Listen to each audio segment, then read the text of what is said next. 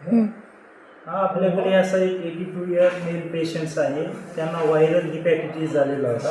हिपॅटिटिस बी surface antigen positive आणि बरेच दिवस झाले हिपॅटिटिस बी सरफेस अँटीजन पॉझिटिव्ह असून यांना माहिती नसल्यामुळे तो हिपॅटिटिस व्हायरसने पूर्ण लिव्हर्स व्यापलेला आहे आणि पेशंट लिव्हर सिरोसिसमध्ये गेलेला आहे.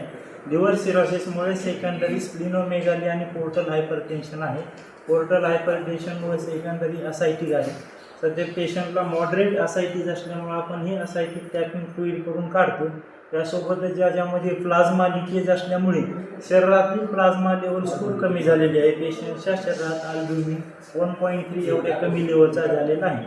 आता आपण एवढी असायटिक टॅपिंग करून फ्लुइड काढलं, त्याच्या रिप्लेसमेंटमध्ये आता हे आपण ह्युमन अल्ब्युमिन 20% त्यांना लावणार आहेत, रिप्लेसमेंट करणार आहे. त्यासोबतच पेशंटला हिपॅटोरिनल सिंड्रोम पण झालेला आहे, जेणेकरून पेशंट्सला रिनल फ्लुइड आणि रिनलचे जे ब्लड वेसल्स आहेत ते कन्स्ट्रिक्ट झालेले असतात. पेशंटच्या शरीरामध्ये फ्लुइड अल्ब्युमिन कमी असल्यामुळं ऑन्कोटिक प्रेशर कमी होते आणि ऑन्कोटिक प्रेशर कमी झाल्यामुळं किडनीचं फिल्ट्रेशन मंदावते.